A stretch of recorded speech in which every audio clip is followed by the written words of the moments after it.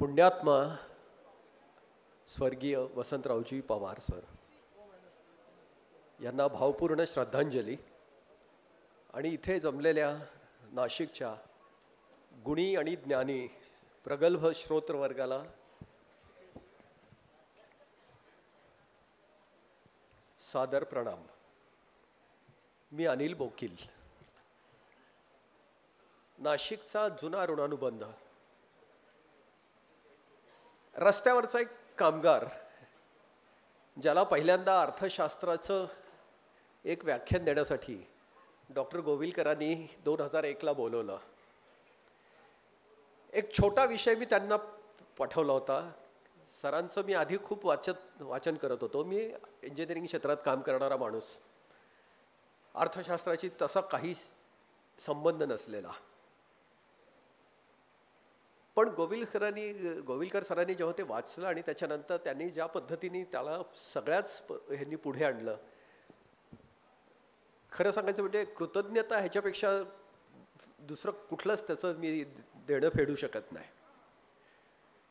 आज मी हा थोडासा वेगळा विषय जो इथे बोलणार आहे, तर मला गोविलकर सरांचे आशीर्वाद त्याला हवे होते, म्हणून जेव्हा वसंतरावजी खैरनारांनी मला हे बोलवलं की तुम्ही याल का, खरं सांगायचं म्हणजे मला आनंद झाला। पण मी तेव्हा सरांना पण विचारलं की गोविलकर सर येऊ शकतील का, ते म्हणतील तशा त्यावेळेला मी कधी येईन।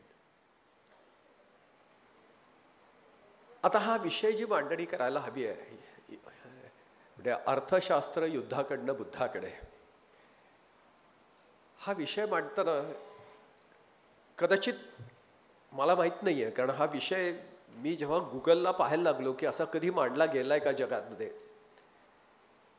तर तो मला तसा खूप मोठ्या प्रमाणात जगात एक्सप्लोर होताना दिसला नाही। भारतीय अर्थशास्त्राची जी मीमांसा आहे, भारतीय अर्थशास्त्र ज्या बाजूने विचार करतं आणि आत्ता जग ज्या बाजूने अर्थशास्त्राचा विचार करत आहे, असं जाणवतंय की जगामध्ये आत्ता अर्थशास्त्र म्हणजे वित्तशास्त्रच पुढे मोठं होतंय, अर्थशास्त्राचा त्याचा खूप कमी संबंध राहिला आहे। अर्थशास्त्रामध्ये भारताच्यामध्ये फार छोट्या आणि स्पष्ट गोष्टी होत्या, म्हणल्या तर त्या खूप सोप्याशा होत्या, पण एकूण आत्ता त्याचा जागतिक लेवलवरचा जो आपण आत्ता परिणाम बघतोय तो खूप मोठा आहे। आणि अर्थकारण आत्ता ज्या बाजूला पोचलं आहे,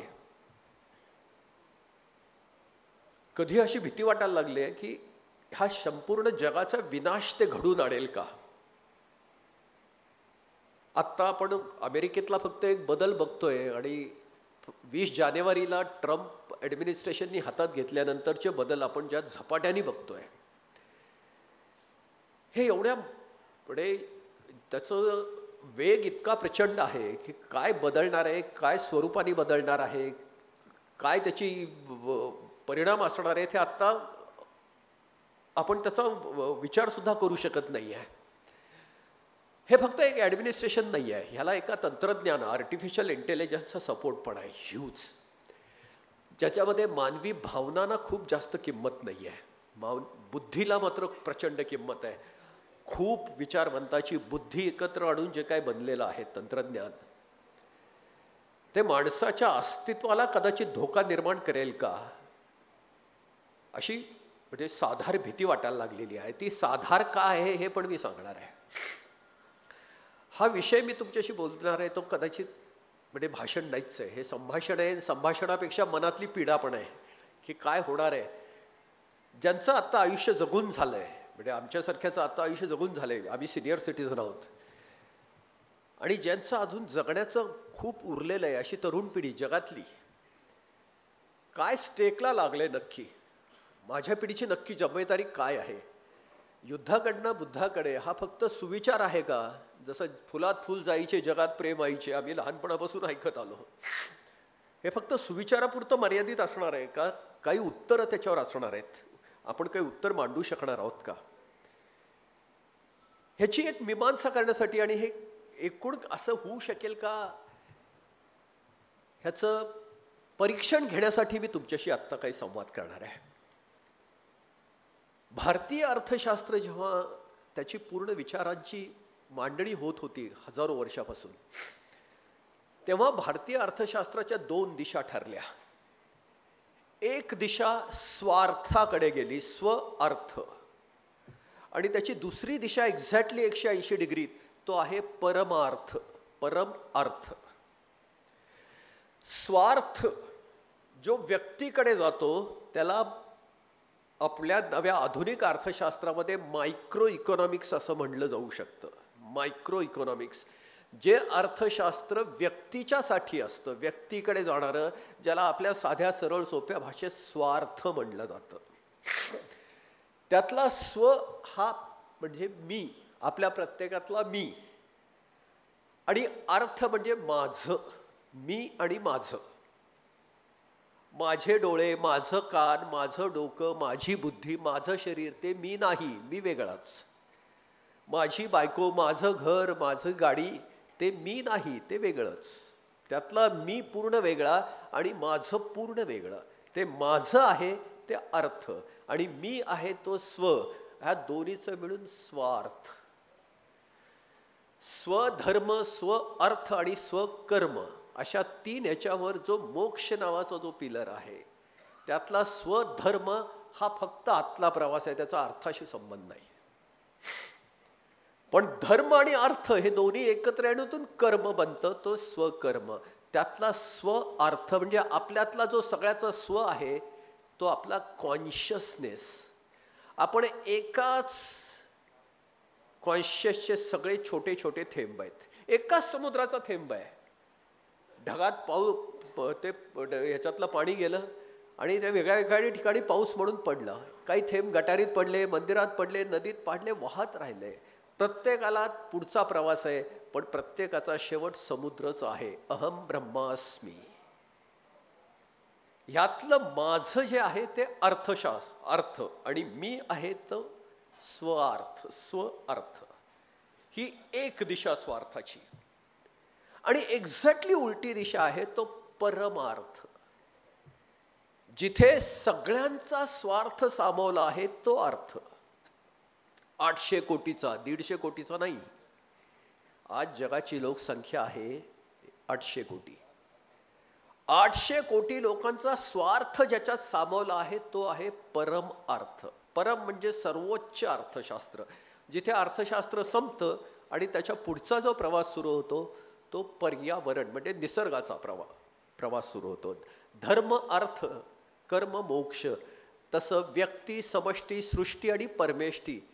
व्यक्ती ही स्वार्थाच्या मर्यादेतच खेळत राहणार.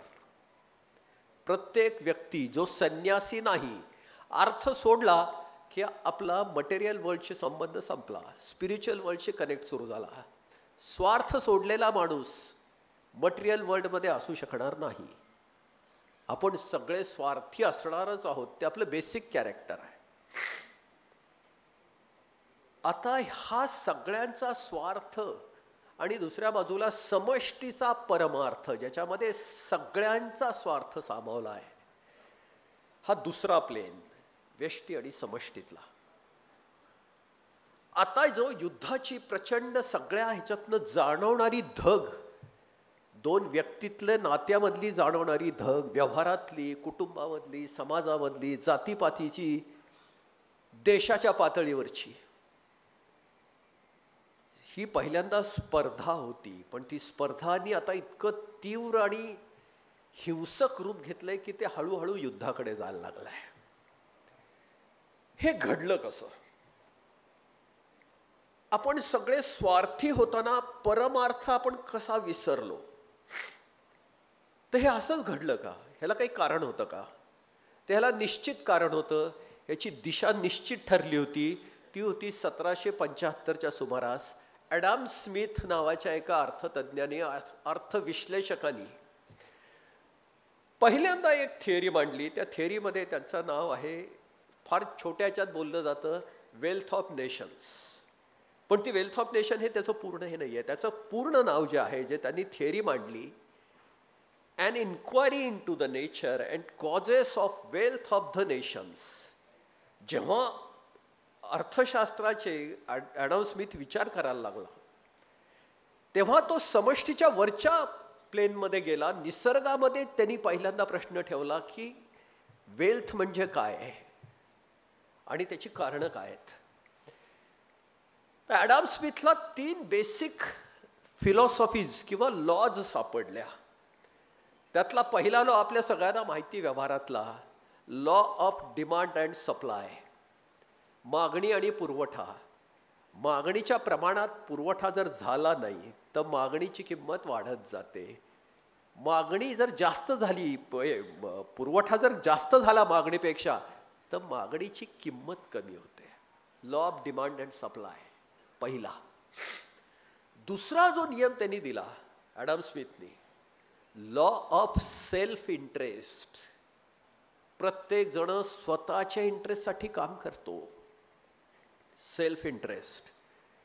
फक्त ते इव्हॉल्व होता होताना तो सेल्फ इंटरेस्ट सेल्फिश इंटरेस्टमध्ये बदलला, तो स्वार्थ झाला. आणि तिसरा होता लॉ ऑफ कॉम्पिटिशन, की 2 स्वार्थी माणसं जेव्हा कॉम्पीट करायला लागतील तेव्हा ॲटोमॅटिकली सगळ्यामध्ये एक्सलन्स येईल, सगळ्या गोष्टी चांगल्या होतील, कारण कॉम्पिटिशनमधनं दर्जा सुधारत जाईल वस्तूचा, सेवेचा. Law of competition. आणि हे तिन्ही इतके परफेक्ट होते कारण ते ग्रॅव्हिटीसारखे होते, की सोडलं की तो जमिनीवर पडणार. माणसाच्या स्वभावाची ग्रॅव्हिटी त्यांनी पकडली. स्वार्थ निश्चित घडलं. ते एका जाणत्यापणाने, एका जाणत्या हायपोथेसिस किंवा थिअरीने आपण सगळे स्वार्थी झालो. त्याचे परिणाम युरोपमध्ये मोठ्या प्रमाणात झाले. भांडवलशाहीचा उदय झाला.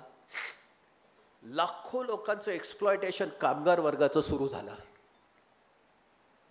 आणि एवढा पराकोटीच्या स्वार्थाच्या पोटी काहीतरी रिॲक्शन यायलाच हवी होती, आणि ती रिॲक्शन युरोपमधनंच आली. त्या दुसऱ्या विचारवंताचं नाव होतं कार्ल मार्क्स.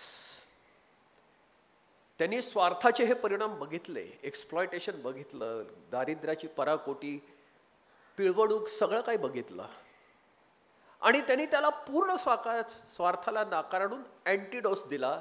तो होता समाजवाद, सोशलिझम. तिथे त्यांनी व्यक्तीला शून्य केलं, स्वार्थ शून्य, आणि सगळं काही समाजाचं. स्वार्थाने जमीन दिली पण छत नाही दिला, आणि समाजवादाने छत दिली पण जमीन राहिली नाही. आणि हे त्याच्यामुळे दोन्ही व्यावहारिक नाही राहिला. पण ह्या दोन्ही गोष्टी घडत असताना स्वार्थ एका बाजूचा आणि दुसऱ्या बाजूचा पराकोटीचा समाजवाद, की जिथे स्वार्थाची किंमत शून्य केली, सगळं काय आहे ते समाजाचं. व्यक्तीसाठी समाज असतो पण व्यक्तीने समाज बनतो हे विसरले ते. म्हणून त्यातला घटक हा स्वार्थी होणारच होता. भारतामध्ये मात्र वेगळे विचार होते आधीपासूनच. भारताचं चिंतन हे परिवारवादी होतं, ज्याच्यामध्ये स्वार्थ आणि परमार्थ दोन्ही होतं. फक्त परमार्थाची मर्यादा होती कुटुंबापर्यंत. पण विचारवंताची जी सीमा होती विचार करण्याची, भारतीय विचारवंताची, ती वसुधैव कुटुंबकमपर्यंत होती. वसुधा माझी परिवार आहे. म्हणजे परमार्थाचा खरा अर्थ भारतीय विश्लेषकांना, भारतीय चिंतकांना खूप आधी सापडला आहे. आपण नवचिंतन करतच नाही आहे. फक्त भारतात एक गोंधळ झाला. परमार्थ हा जो शब्द किंवा संकल्पना आहे ती अध्यात्माशी जोडली गेली. अरे परमार्थ आहे म्हणजे हे काय खरं नाही, हे सगळं रिटायर झाल्यानंतरची कामं आहेत. त्याचा अर्थ आहे तो परम अर्थ आहे हेच आम्ही विसरलो. तर धर्माशी जोडला गेला आणि त्याचा गोंधळ झाला. आणि भारताचं परमार्थाचं चिंतन हे पृष्ठभागावर आलंच नाही. पण आजची परिस्थिती बघताना आता लक्षात यायला लागलं की आता परमार्थाशिवाय युद्ध परिस्थितीला दुसरं उत्तर नाही. युद्ध परिस्थिती जर बदलायची असेल तर तो परमार्थ अर्थशास्त्र, व्यावहारिक भौतिक अर्थशास्त्र, आध्यात्मिक नाही. तर हे अर्थशास्त्र काय आहे? अर्थशास्त्र जे व्यक्तीकडे जातं, व्यक्तीकडे ते स्वार्थ. जे मानवतेकडे जातं ते परमार्थ. मानवतेकडे, देवत्वाकडे नाही, दानवाकडे नाही, माणूस हा देव आणि दानवाचं ॲव्हरेज आहे. तो देव पण नाही आणि तो दानव पण नाही, तो साधा सोपा मानव आहे. मानवाच्या मानवी प्रेरणा आहेत, पण आदर्शवादाने माणसाला प्रत्येकाला दैव बनवायचं ठरवलं देव, आणि प्रत्येकाचे आदर्श वेगळे. आत्ताच्या परिस्थितीत तंत्रज्ञानाचा एवढा विकास झाला, प्रचंड विकास, मानवी बुद्धी, मानवी प्रतिभा यांनी तंत्रज्ञानाची प्रचंड मोठ्या ताकदीने, मोठ्या गतीने विकास केला. आज ह्या तंत्रज्ञानी जगाला एकमेकाशी जोडलं, कनेक्टिव्हिटी आली, पण कन्सर्न सुटला. जोडलं तर गेलं, पण का गेलं काहीच नाही लक्षात आलं. आता एवढी जगाची ताकद एकत्र आली, जोडली गेलेली, ह्याला दिशा कोणी द्यायची? ह्या दिशा देण्यासाठी 4 आदर्श पुढे आले जगात, जे जागतिक आदर्श आहेत. त्यातला पहिला आहे भांडवलवाद, भांडवलशाही, व्यक्तिवाद. जो सक्षम आहे तो कमवेल. आज त्याचे परिणाम आपण बघतोच आहे. 2%, 3% लोकांच्या हातामध्ये प्रचंड संपत्ती कॉन्सन्ट्रेट झाली आहे, कारण ते प्रतिभेने कमवली आहे, त्याच्यावर कंप्लेंट नाही करता येणार. पहिला आदर्श होता भांडवलवाद. दुसरा समाजवाद, की जो जागतिक ज्याला पृष्ठभूमी होती, जगाच्या लेवलवर विचार करणारे. भांडवलवाद, समाजवाद. तिसरा होता धर्मवादातला इस्लाम, शरियावाद. आम्हाला जग शांतीचं करायचं आहे आणि त्याच्यासाठी आम्हाला इस्लाम जगात आणायचं आहे, आम्हाला देश संकल्पना मान्यच नाही आहे, हा इस्लामवाद. आणि चौथा होता वसुधैव कुटुंबकम, ज्याचं जगामध्ये, ज्याची जगाच्यासाठी ज्या विचार केला, या 4 विचारधारा, भांडवलशाही, समाजवाद, इस्लाम आणि सनातन, ज्याला आपण म्हणू शकू तो वसुधैव कुटुंबकम. आता ह्या 4ही ह्याची जागतिक परिप्रेक्ष्य, ह्या सगळ्याला 4ही आदर्शांना कमी जास्त नाही. फक्त ह्याच्यात पहिले 3 वाद जे आहेत ते कॉन्फ्लिक्ट आहे एकमेकाशी, कारण त्याला दुसऱ्याला संपवल्याशिवाय त्याची वाढ नाही. भांडवलशाहीला समाजवाद संपवायचा आहे, समाजवादाला भांडवलशाही संपवायची. इस्लामला स्प्रेड करायचं आहे, कारण त्यांना जगाला शांत करायचं आहे, शांतीचं द्यायचं आहे. म्हणजे कुणाला तरी संपून एक्सपान्शनिस्ट, ह्या सगळ्यांना एक्सपान्शन करायचं आहे. फक्त वसुधैव कुटुंबकमला काहीच करायचं नाही. तुम्ही आहात आमच्याच कुटुंबाचे आहात, जसे आहात तसे आमचेच आहात. तुम्ही युरोपमध्ये असा, तुम्ही आम्ही माझ्या कुटुंबाचे आहात, कारण वसुधा माझं कुटुंब आहे. इथे फक्त कॉन्फ्लिक्ट नाही आहे, इथे युद्ध नाही आहे. आता एक जर हे आपण बघितलं की युद्धाला टाळण्यासाठीचा आदर्शवाद, हा पण आदर्श आहे, हे मूल तत्व नाही आहे, फिलॉसॉफी नाही. मी आयडियोलॉजीबद्दल बोलतोय. या 4ही आयडियोलॉजीमध्ये आत्ता काय होऊ शकतं, पुढे जाऊ शकतं, आणि हे किती सिरियस आहे, का कन्सर्न आहे. का आता माझ्या वयाची इथे मला माहित नाही, सिनियर सिटीजन 60+ जगायचा स्टेक संपलेली. म्हणजे आम्ही सिनेमाच्या शोमधून आता छान सिनेमा बघून आता एक्झिट गेटकडे आमचा प्रवास सुरू झाला आहे. पण नवी पिल्लं आलेली आहेत, नातवंड आलेली आहेत, त्यांचा जगायचा स्टेक आहे. मला अधिकार नाही आहे की ह्या पृथ्वीचा सगळा विनाश वाळवंट करून निघून जाण्याचा, नाही आहे मला अधिकार. आम्ही छान जगलो, आम्ही निघून गेलो, पुढच्यासाठी छान राहायला हवं. तर काय व्यावहारिक रस्ता असू शकतो मानवतावादाकडे जाण्यासाठी, दैववादाकडे साठी, देववाद किंवा दानववादाकडे नाही, मानववादाकडे, मानवतेकडे जाण्याचा रस्ता काय असू शकतो, आणि हे कोण करू शकतं? ॲडम स्मिथची मांडणी आहे, कार्ल मार्क्सची मांडणी आहे. ह्या दोन्ही मांडणीच्या पल्याड उत्तर आहे. इस्लामची जी मांडणी आहे ते स्पिरिच्युअल आहे. म्हणजे इस्लाम, अल्लाचा इस्लाम वेगळा समजला जातो, मुल्लांचा वेगळा समजला जातो. अल्लाचा इस्लाम हा इतका शुद्ध आहे, इतका स्पिरिच्युअल आहे की ज्याच्यामध्ये एका स्पिरिटला, एका कॉन्शियसला त्याला आकार नाही, आणि स्पिरिटला आकार नसलाच पाहिजे. त्याला आम्ही शरणागत आहोत, डेडिकेटेड टू अल्लाह, हा इस्लामचा खरा अर्थ आहे. की अल्लाहसाठी, म्हणजे निराकाराच्या त्या स्पिरिटसाठी. पण काय झालं की पुन्हा तेच सगळ्याच जाती धर्माच्या मधल्या फिलॉसॉफीत गोंधळ झाला. स्पिरिच्युअल वर्ल्ड आणि मटेरियल वर्ल्ड, जिस्मानी आणि रुहानी, आत्मिक आणि शारीरिक, हे दोन वेगळे डायमेन्शन आहेत.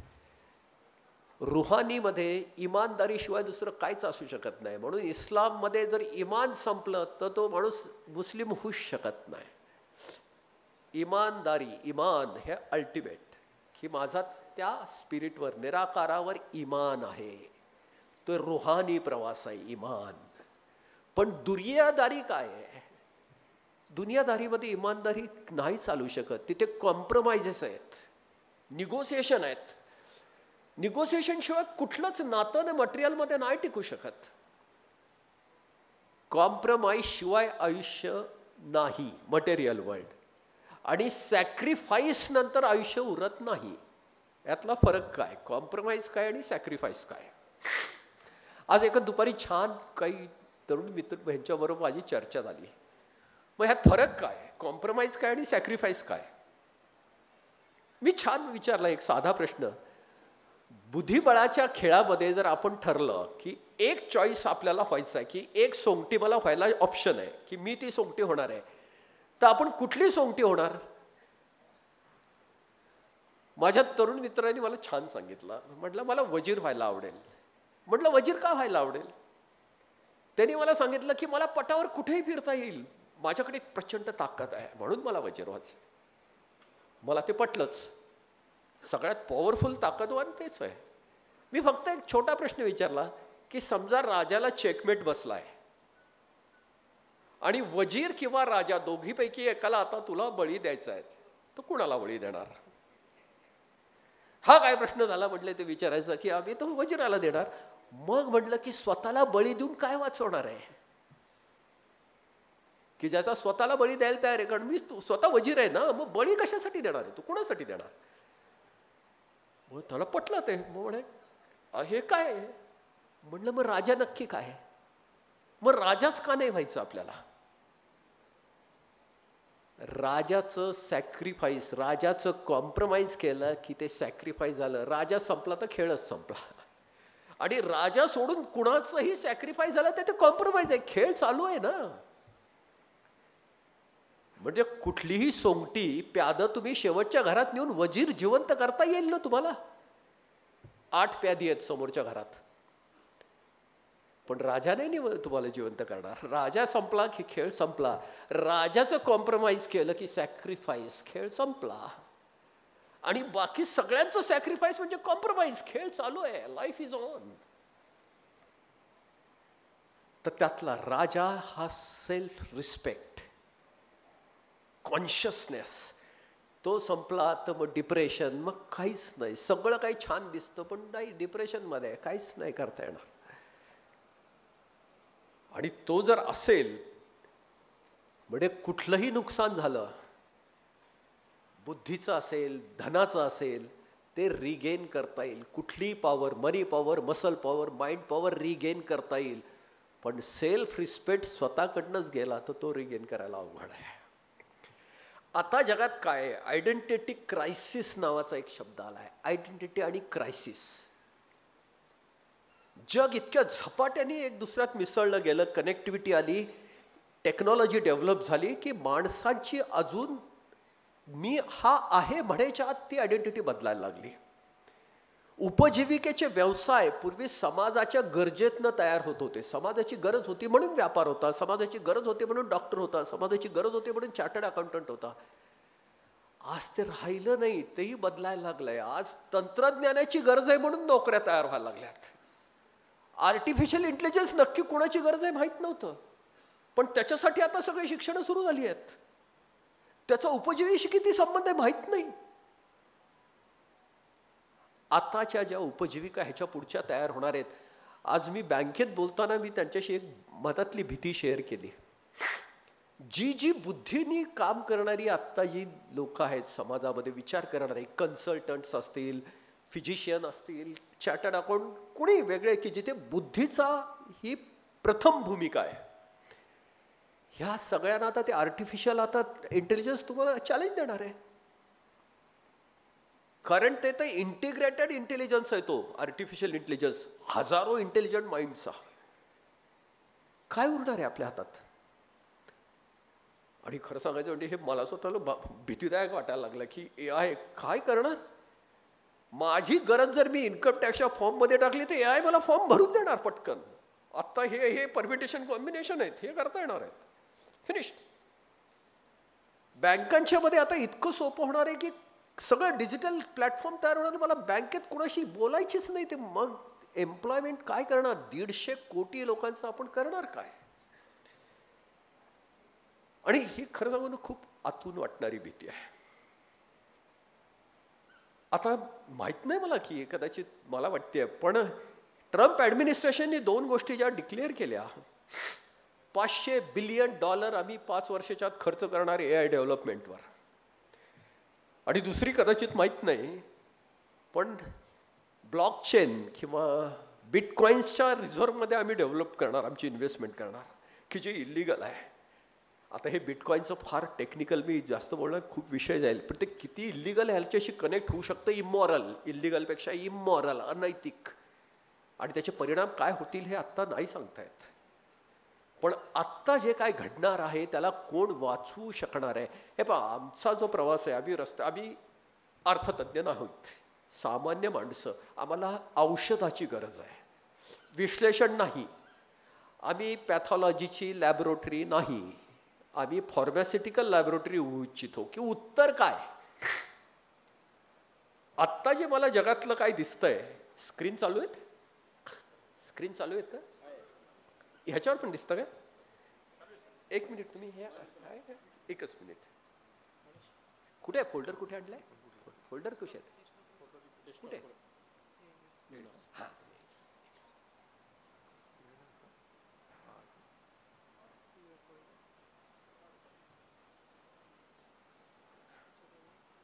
हा ओपन करू का? सगळेच ओपन होत आहेत ना? हा, तुम्ही फक्त थांबा. हा, आत्ता मला तुम्हाला जगाचं जे पहिलं हे दाखवायचं आहे ते काय नक्की आहे? हे काय ओपन? हे कसं होतं? स्क्रीनवर आणलं प्लीज. मायक्रो आणि मॅक्रो इकॉनॉमी, स्वार्थ आणि परमार्थातला बेसिक डिफरन्स काय आहे?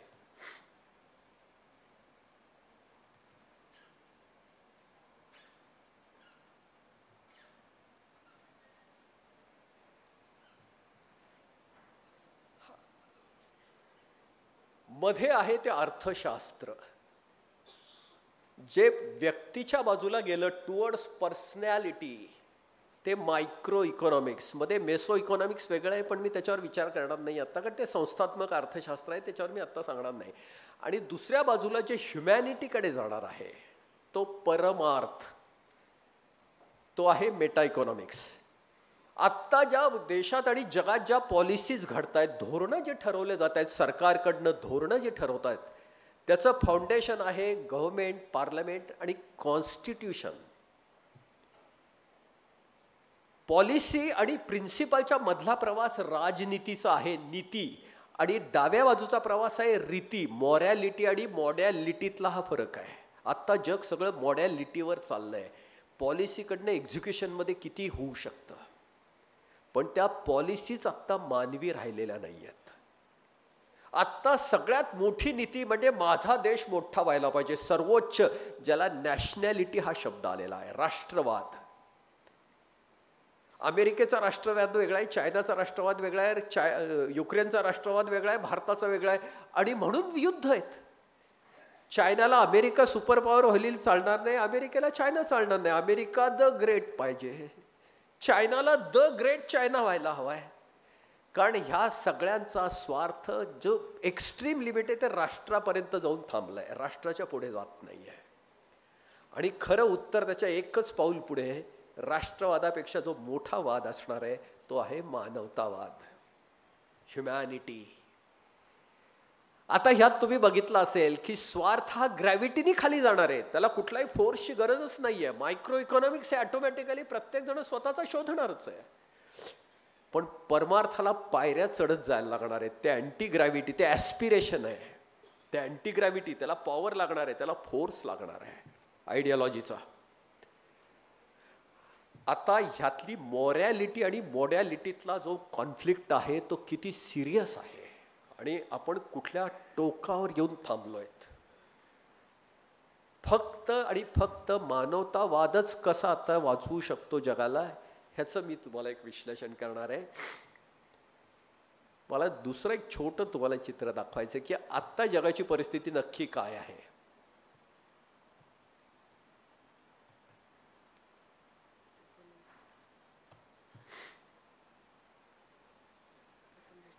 हा मोठा झाला आहे.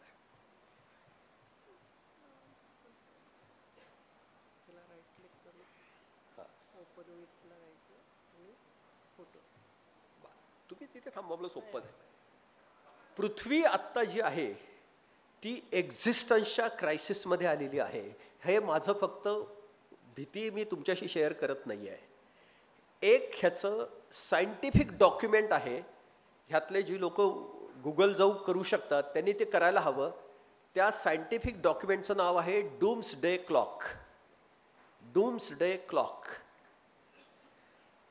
पहिला ॲटम बॉम्ब जेव्हा अमेरिकेने वापरला 1944-45ला 6 ऑगस्ट, आईन्स्टाईन ज्याचा तो निर्माता होता त्याच्या हे लक्षात आलं की आता आपण जे काही काम केलेलं आहे त्याला आता कुठलीही याच्यावर उत्तर नाही आहे. जगाचा विनाश आता अटळ आहे, निश्चित होणार.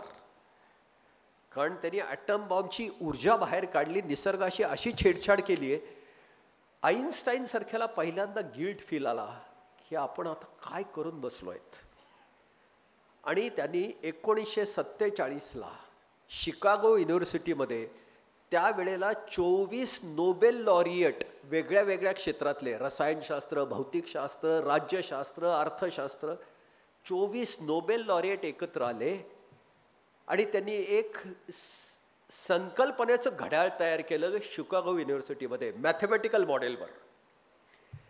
आणि त्या घड्याळामध्ये त्यांनी एवढं सांगितलं की ह्या जगाचा पूर्ण विनाश कधी होणार एवढं आता आम्ही सांगू शकतो, आमच्या हातात दुसरं काहीच नाही.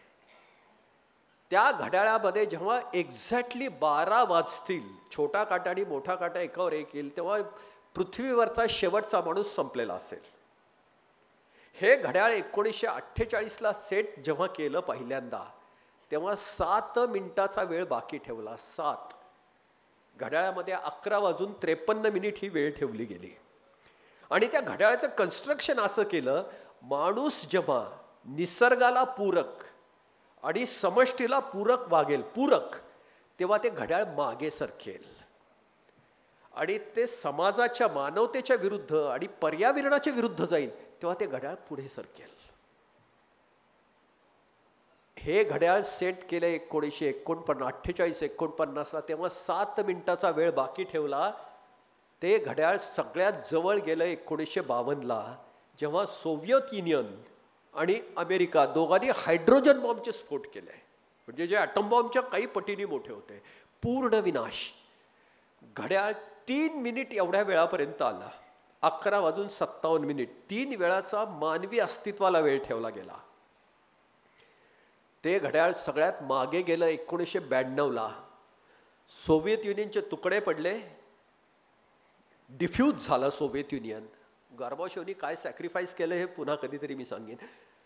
पण तुटलेला रशिया आणि अमेरिका यांनी काही ॲग्रीमेंट केले की आपण जगाला सेफ केलं पाहिजे, आपण हे आण्विक अस्त्र मिसाईल कमी केले पाहिजे. ते ॲग्रीमेंट झाले आणि घड्याळ 17 मिनिट मागे गेलं.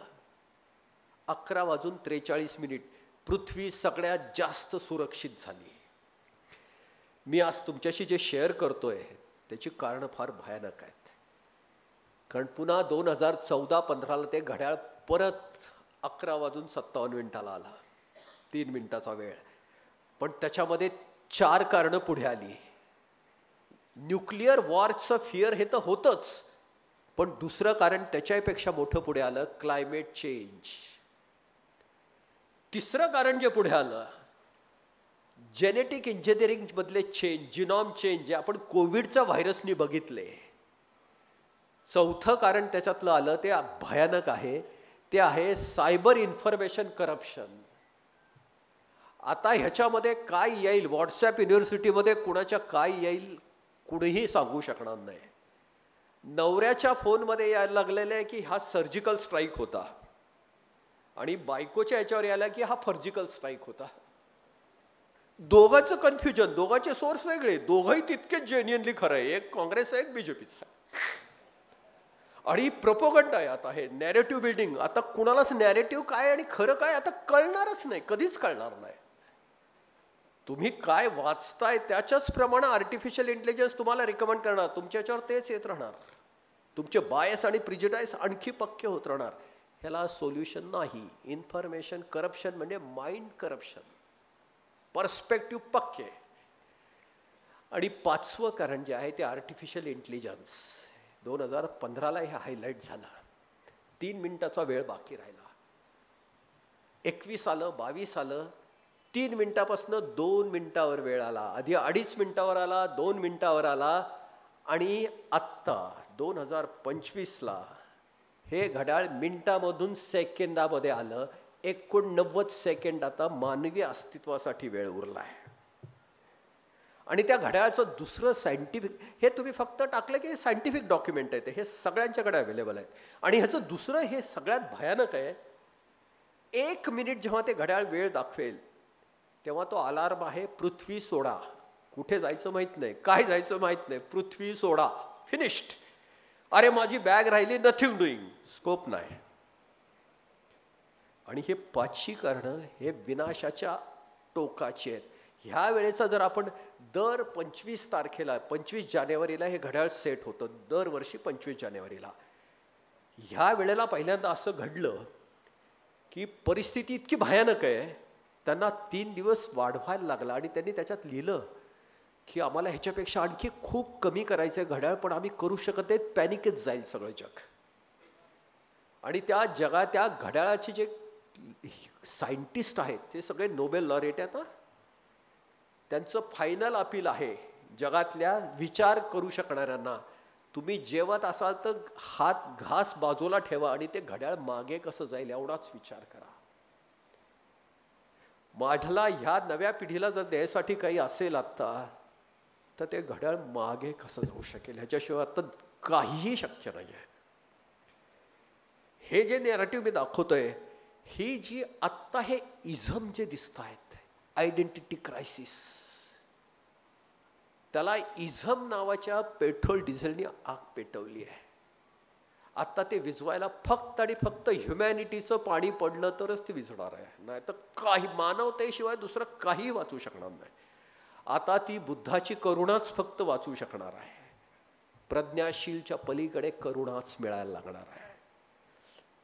ह्या अर्थशास्त्राने जेव्हा स्वार्थाकडे जग वळवलं, अमेरिकेसारखा एक एंटरप्रिनर देश की ज्याच्यामध्ये उद्योजकतेला किंमत होती, त्यांनी पहिला मंत्र दिला, पॅशन. अमेरिकन कुठल्याही माणसाशी तुम्ही काही डायलॉग करायला की पॅशन काय तुझी, तू हे का करतोयस.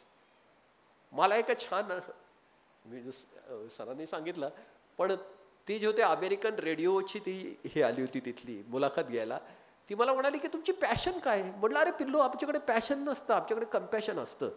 तो शब्दच तिला माहित नाही. मग ती त्याला इम्पथी का सिंपथी का म्हटलं, हे याच्या पुढे येते, ते तुला नाही सांगू शकणार मी.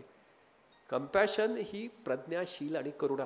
पण अमेरिकेने काय घडवलं, एंटरप्रेनरशिप वाढवण्यासाठी कन्झ्युमरिझम वाढलं पाहिजे, उपभोग वाढला पाहिजे. आणि तो उपभोग वाढवण्यासाठी त्यांनी काय केलं, कॅच देम यंग. जितके तरुण असेल त्यांना पकडा, जितका तो लहान असेल त्याला आयडेंटिटीमध्ये टाका, त्याचं कन्झम्पशन बिझनेसला, अर्थशास्त्राला गती देईल. आणि त्यातनं मोठा फरक घडला. फॅमिली न्यूक्लिअर व्हायला लागल्या, ज्येष्ठांची किंमत कमी व्हायला लागली आणि ज्युनियर आणि तरुणांची किंमत वाढली. आणि बघता बघता ह्याचं लोन जगभर गेलं. पूर्वी जी अनुभवाला किंमत होती ती आता प्रतिभेला आली. एक्सपिरियन्सच्या ऐवजी टॅलेंटला किंमत आली. आजी आजोबा घराघरातनं रिडंडंट झाले. ज्यांनी जगलेलं आयुष्य आहे त्याच्यापेक्षा विचार करणारच आयुष्य मोठं झालं. अरे जगलेला कुणी विचारे ना. हा कम्पॅशन टू पॅशनचा प्रवास भयानक आहे. तरुण मुलं कन्झम्पशन आणि त्यांचं कन्झम्पशन फीड करण्यासाठी तंत्रज्ञान, तंत्रज्ञानाची गती. खरं सांगू, हे सगळं काही आहे आता, पण ते टाइम आणि स्पेसचं रिलेशनच बिघडलं. गतीने पळताना आपल्या आतली स्पेसच राहिली नाही. कुठल्याही तरुण मुलांना काही बोलायला गेलं की अरे माझ्याकडे विचार करण्यात का वेळच नाहीये, स्पेसच नाहीये, काय करणार. आणि खरं सांगू ना, हे इतकं काळजीचं वाटतं कधी कधी की अरे आपण किती चांगले होतो की आपल्याकडे सायकलच नव्हती, म्हणजे स्पीडला काय प्रॉब्लेमच नव्हता. आता दुसऱ्या मिनिटाला फोन येतो की आहेस कुठे, अरे बाजूला आहे दोन, नाही इतका वेळ कसा लागला. मॉनिटरिंग, टेन्शन, स्ट्रेस,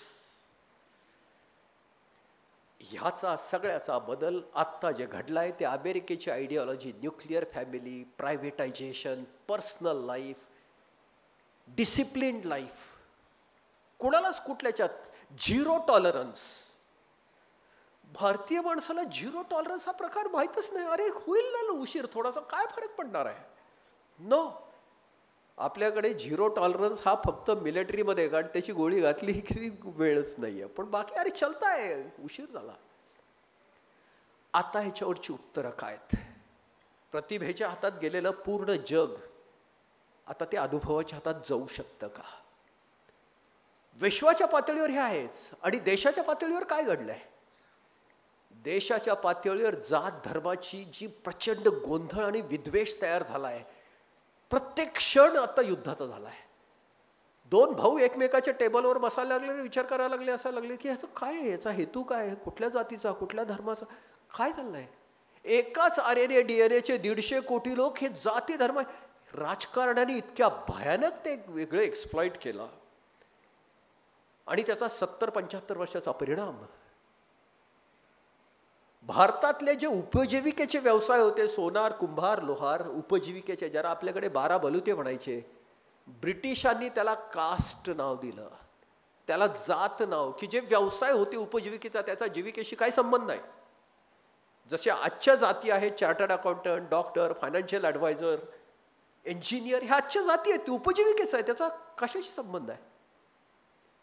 पण त्या जातीच्या आयडेंटिटीचा क्रायसिस इतका तयार झाला कारण त्या वोट बँक पॉलिटिक्स पुढे सुरू झाला. त्या वोट बँक पॉलिटिक्समधनं दोन भाऊ एकत्र कसे नाही आले पाहिजेत, आणि त्यातल्या त्या 10 असतील तर त्यातले 3 माझ्याकडे आले की मी निवडून कसा येतो.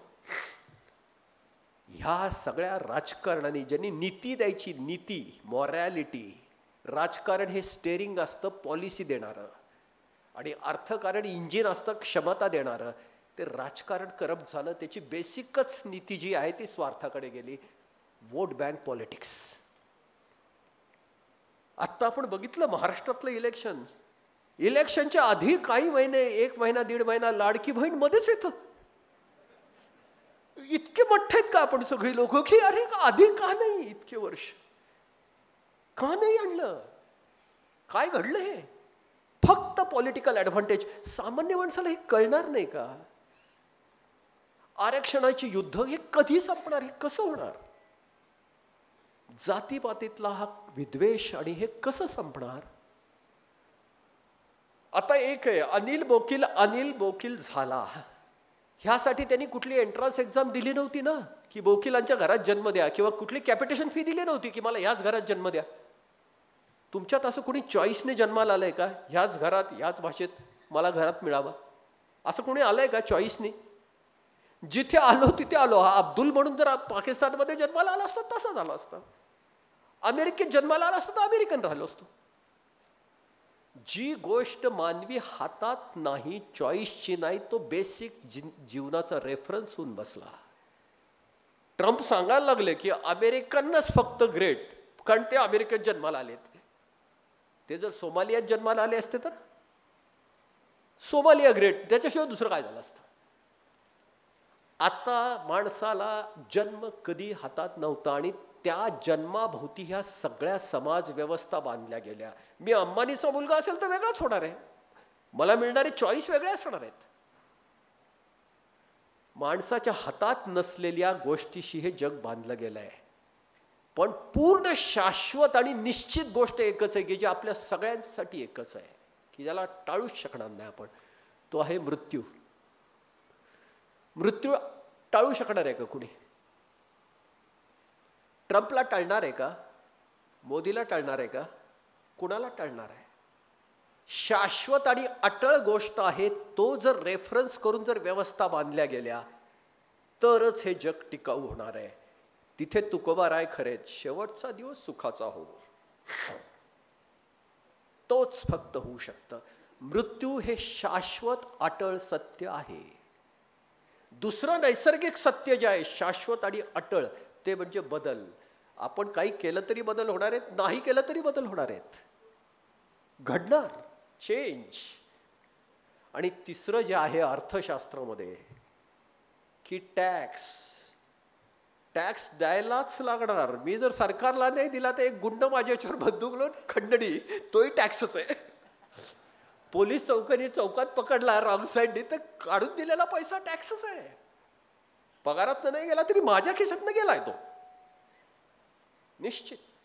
या 3 गोष्टी अटळ आहेत, मृत्यू, बदल आणि टॅक्स. तर ह्यातल्या एका गोष्टीला आपण पकडला तर मात्र हे सगळं जग बदलतं. आपण मृत्यूला जर छान स्वीकारलं की 100% लोकांचा मृत्यू सुखद करू आम्ही, 100%चा, कारण प्रत्येकाला तिथे जायचंय. तर ही जी उत्तराची मांडळी आहे, आज आपल्या सरकारने जर ठरवलं की प्रत्येकाच्या आयुष्याची संध्याकाळ 100% लोकांच्या सोन्याची करणं ही आमची पॉलिसी आहे. कुठलंही डिस्क्रिमिनेशन नाही, जात नाही, धर्म नाही, लिंग नाही, भाषा नाही, प्रांत नाही, काहीही नाही. तुम्ही 60 वर्षाच्या पुढे गेलात की तुम्ही सुप्रीम कास्टचे आता एंटायटलमेंट, सुप्रीम कास्ट, शेड्यूल कास्ट नाही, एससीच, फक्त सुप्रीम कास्ट, की तुम्ही आता ह्या देशाला. आणि हे का? त्याचे पाठीमागचे मॉरॅलिटी काय? रस्त्यावरचा भिकारी जर असेल आणि अंबानी असेल, दोघांनी कन्झम्पशनचे टॅक्स पूर्ण दिलेले आहेत. भिकाऱ्यांनी बिस्किटचा पुडा घेतल्यावर जीएसटी दिला की नाही दिला? त्यांनी जर चुकून मोबाईल लागला तर त्याच्यावरचा सर्व्हिस चार्ज त्यांनी दिला की नाही दिला? सर्व्हिस टॅक्स दिला की नाही? म्हणजे त्याच्या क्षमतेने त्यांनी अर्थशास्त्राला, त्यांनी देशाच्या अर्थशास्त्रामध्ये कॉन्ट्रीब्यूट केलंय की नाही त्याच्या क्षमतेने. मी कन्झम्पशन टॅक्स बद्दल बोलतोय. पूर्ण त्याच्या क्षमतेने. त्याच्याकडे बिचाराची बिस्किटचा पुडा घेण्या एवढी क्षमता होती, त्यातलाही तुम्ही जीएसटी काढूनच घेतलाय. पहिली गोष्ट. आणि दुसरी गोष्ट, अंबानीच्या मताला आणि रस्त्यावरच्या भिकाऱ्याच्या मताला वेगळी किंमत आहे का? का दोघांना एकच किंमत आहे? त्यांनी मतदान केलं आहे म्हणून ही लोकशाही जिवंत आहे आणि म्हणून मोदी पंतप्रधान आहेत. मान्य आहे का तुम्हाला हे? म्हणजे त्यांनी त्याच्या क्षमतेने राजकारणाला आणि अर्थकारणाला दोन्हीला कॉन्ट्रीब्यूट केलंय. आता इथे माहित नाही मला की सरकारी नोकर किती आहेत, ते सगळे मिळून 3%च्या वर नाही आहेत. त्यांना पेन्शनचा अधिकार आहे, पण काय रिक्षावाल्याला का नसावा? एका बांधकाम मजुराला का नसावा? एका शेत मजुराला त्यांनी 60 वर्ष दिलाय, टॅक्सही दिलाय आणि मतदानही केलंय. त्याच्यामुळे ही लोकशाही जिवंत आहे, त्याच्यामुळे आजचं अर्थशास्त्र जिवंत आहे. अर्थक्रांती हा नवा प्रस्ताव ठेवते आणि गोविलकर सरांसारखे मला त्याच्यावरची समीक्षा पण हवी आहे. त्याचं कारण आहे, आपण जर हा ठेवला प्रस्ताव आणि जो तो स्वीकारला गेला तर नाकारण्यासारखं आम्हाला काही दिसत नाही. आम्ही 7 वर्ष त्याच्यावर प्रयत्न करतोय. प्रत्येक माणसाची जीवन संध्या, आयुष्याची संध्याकाळ ही सन्मानाचीच व्हायला हवी. एक दिवसाचं बाळ जेव्हा जन्माला येतं ना, त्याला काहीच कळत नसते पोटातल्या भुकेशिवाय. ते रडलं तर फक्त आईचं प्रेम तिला कळतं की ही पिल्लू भुकेजलंय. त्याला ते प्रेमाची ती आई देत असते. तसं आता आमच्या, खरं सांगू ना, आमच्या ह्या वयात सन्मानाशिवाय दुसरं काही नकोय. आता अपमान सहन होत नाही बघा, बाकी काही म्हणा. आता ह्युमिलेशन सहन होत नाही, अपमान नको. आणि सन्मान ही भीक नको, अधिकार असायला हवा. कारण आम्ही 60 वर्ष दिलंय ह्या देशाला, इनडायरेक्ट टॅक्स दिलाय, वोटिंग केलाय. आता मी ह्याची फक्त ताकद किती सांगतो तुम्हाला, मॅग्निट्यूड किती आहे. आणि इथले राजकारणी लोकांनी मला त्याच्यावर म्हणजे त्याची समीक्षा करून सांगावं. आज हे वोट बँक पॉलिटिक्स जे समजलं जातं, आत्ता आपल्या देशात तर धार्मिक ह्याच्यावरही खूपच चाललंय. आज समजलं जातं की सगळ्यात ऑर्गनाइज वोट बँक ही मुस्लिम वोट बँक समजली जाते आज, कारण ती पोलराइज आहेत. 10-15% एकीकडे 85% एकीकडे मतं होत आहेत, विभागणी होती आहे. चूक बरोबर नाही, परिस्थिती अशी आहे. ही वोट बँक आत्ता 12.5 ते 13% आहे. कारण मुस्लिम पॉप्युलेशन आपल्या देशात 20 कोटी 25 कोटीच्या मध्ये आहे. 18 वर्षाच्या आतमध्ये मतदान करता येत नाही, त्याच्यावर मतदान असतं. म्हणून 12% ते 13%च्या मध्ये वोट बँक आहे. पण ज्येष्ठ नागरिकाची आमची वोट बँक किती आहे तुम्हाला माहिती आहे? 60+. आम्ही 15 कोटी लोक आहोत आणि सगळे मतदार असल्यामुळे 18%ची आमची वोट बँक आहे. 18%. आम्हीच फक्त ठरवू शकतो की या देशाचं राजकारण कुठल्या पक्षाने करायचं आणि कोण पंतप्रधान व्हायचं आहे. आणि ते एकाच मागणीवर आम्ही एकत्र येऊ शकतो. ना जात को, ना धर्म को, ना व्यक्ती को, ना पार्टी को, मेरा वोट प्रोग्राम को. तुम्ही हा प्रोग्राम गेला तर आमचं मत तुम्हाला. ओवेसीने दिलं तर आम्हाला काही प्रॉब्लेम नाही. सन्मानाची संध्याकाळ अश्युअर्ड, इन्शुअर्ड नाही. मार्केटने केलं की इन्शुरन्स आहे, त्याला आधी प्रीमियम भरायला लागलेला आहे. पण सरकारने केलं की ते अश्युअर्ड आहे, की तुम्ही आधी दिलेलं आहे. सरकारचं ते कर्तव्य. सरकारने प्रत्येकाला सन्मानाची संध्याकाळ द्यायचं जर ठरलं तर ती ट्रम्पला पण तीच हवी आहे, दाऊदलाही तीच हवी आहे. मला एक सांगा, सन्मानाची संध्याकाळ नक्की कुणाला नको आहे?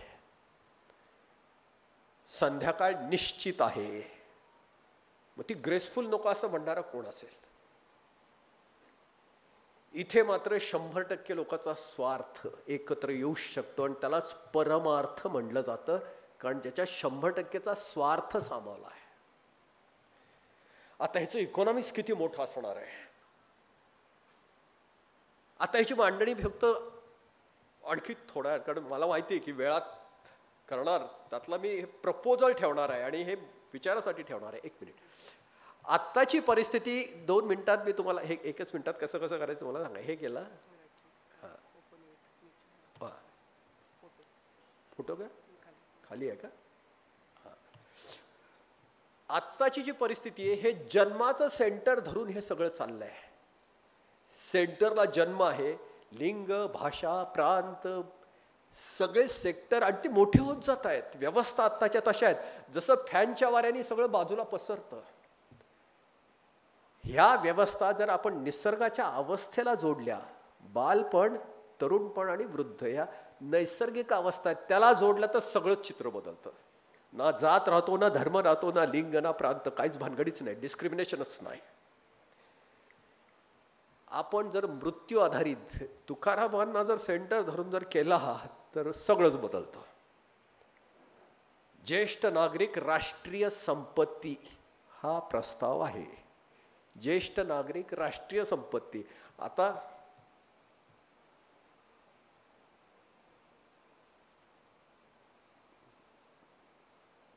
काय केलं? हे मला खाली आणायचं आहे, कट करू. हा, पुढचा.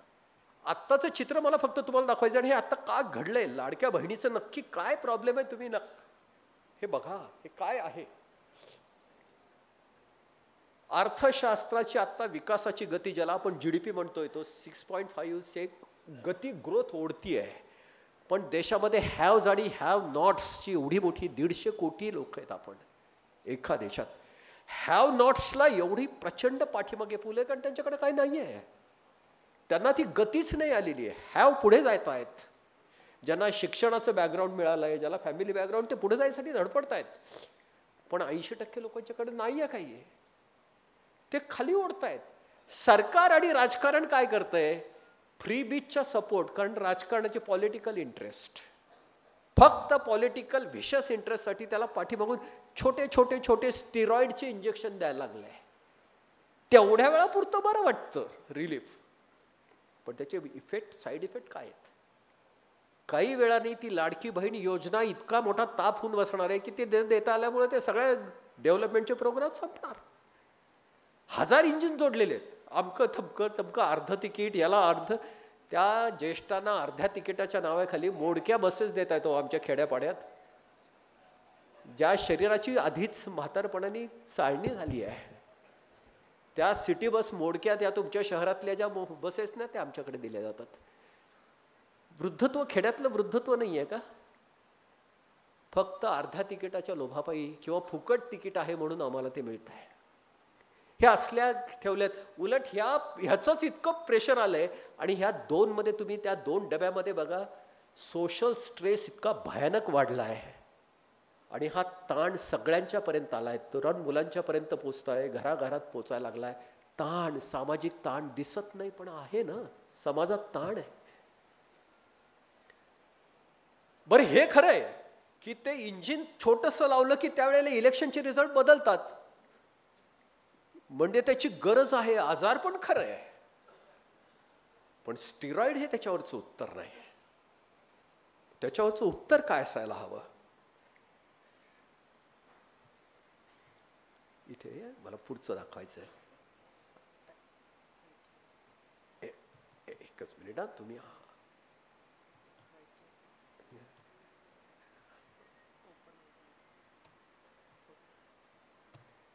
पूर्ण उत्तर ह्याच्यावरचं काय? हे पाठीमागचे सगळे स्टिरॉइडचे सगळे काढून टाका, छोटे छोटे जे काय दिलेले आहेत फ्रीबीज. एकच इंजिन लावा पाठीमागचं. ज्येष्ठ नागरिकांना राष्ट्रीय सन्मान. झाडाच्या पानावर पाणी घातलं लाडकी बहीणसारखं तर काय होतं? वरच्यावर उडून जाण्याची शक्यता आहे. पण झाडाच्या मुळाशी पाणी घातलं ड्रीप इरिगेशनला तर आजी आजोबांना जर दिलं मान सन्मान जे काय, ते मुळाचं पाणी पानापर्यंत जाईल की नाही? काय म्हणणं आहे तुमचं? आणि हीच परिवारवाद आहे. ह्या व्यवस्थेचा जर आजी आजोबा जर सेंटर झाला, पुन्हा आधार जो जमिनीला पकडलेला आहे, आपल्या देशाच्या संस्कृतीला पकडलेले मुळं आहेत. आपण त्या पानावर पाणी घातलं तर खरंच मला कधी कधी भीती वाटते की ह्या मुली पिल्लं घराच्या बाहेर जातील, ब्युटी पार्लरमध्ये जातील, माहित नाही, भीती. आणि ती जबाबदारी मात्र आई बापाला सांभाळायला लागेल. कोणी सांभाळायचा हा रोगांचा?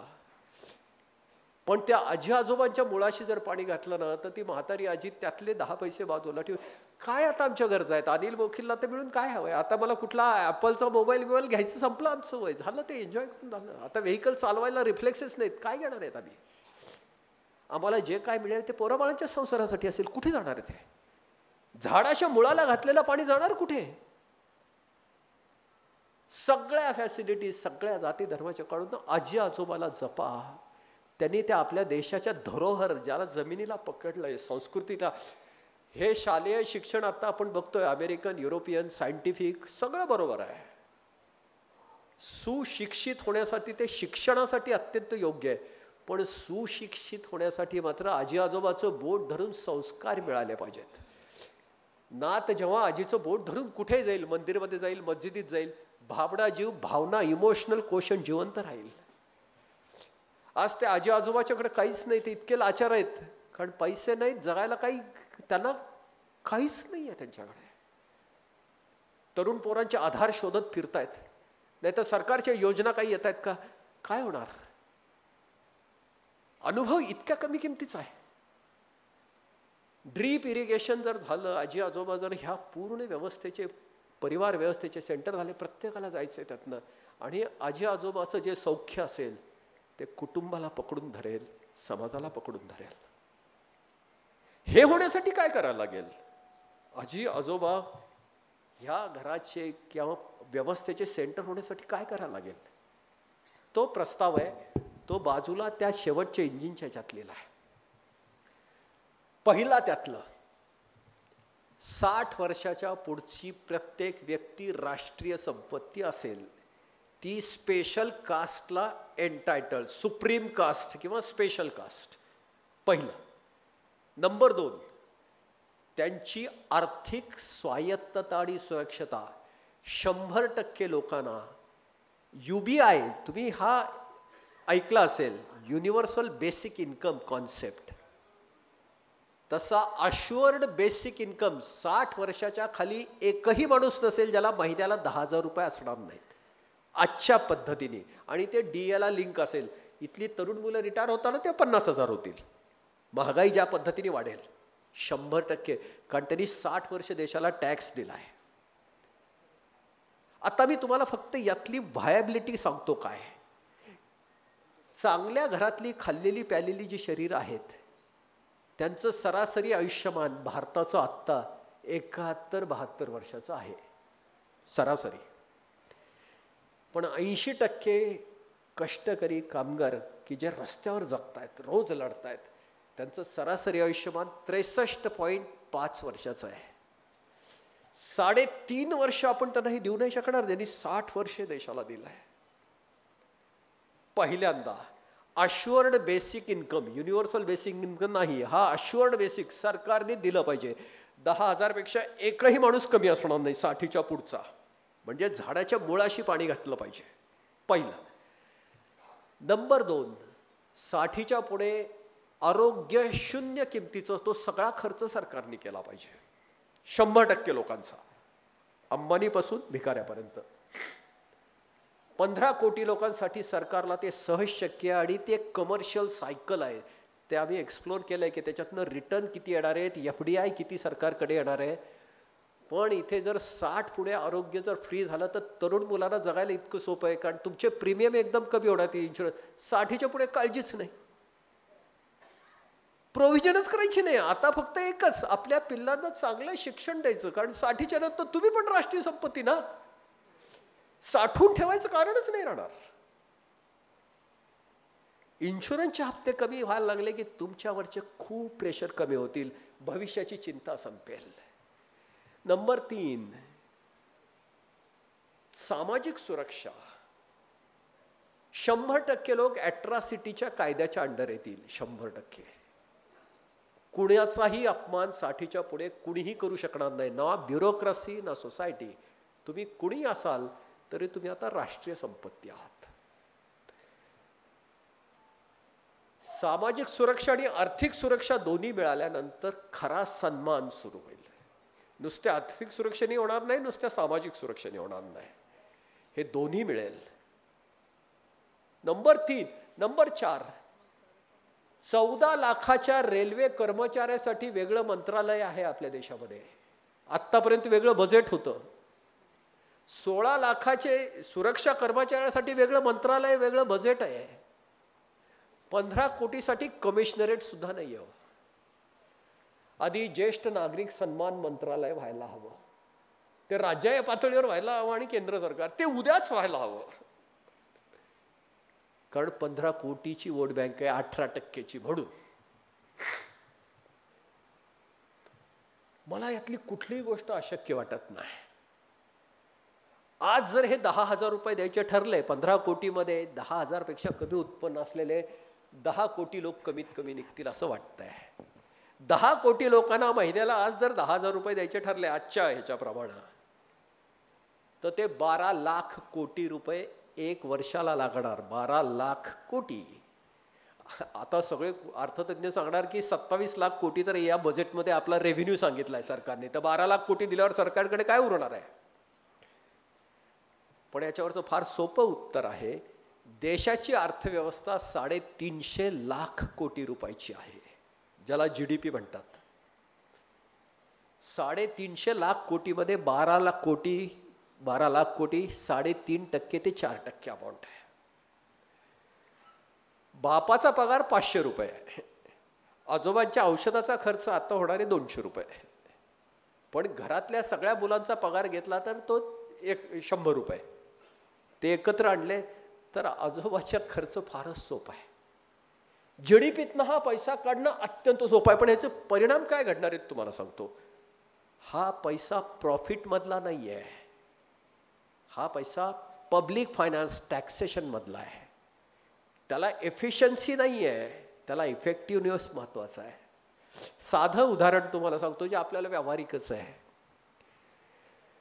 त्या गाईला प्रेमाने चारा घालतात जी गाय दूध देते. मान्य आहे तुम्हाला. दूध कमी व्हायला लागलं की चारा कमी होतो, बरोबर आहे. म्हातारीला जर मरेपर्यंत पेन्शन मिळणार असली, सुनबाई मलाईचा चहा पाजणार की नाही. आज सासू सासरे बघून नको मुलगी द्यायला, उद्या उलट होणार. अरे सासू सासरे घरात येत, अश्युअर्ड आहे आपल्याला, जगायची भीतीच नाही किरणाची. आपल्याला तेच आधी बघा. आजी आजोबा जर घरात असेल तर मला भीतीच नाही, माझी पिल्ला आजी आहे घरात. आता तिला तर तिचे पैसे घरात येणार आहेत, सपोर्ट करणार आहेत. तिचं तर काहीच नाही आहे, हॉस्पिटल आहे तिचं फ्री आहे. हा पैसा पहिल्यांदा ग्रामीण अर्थव्यवस्थेत फिरणार.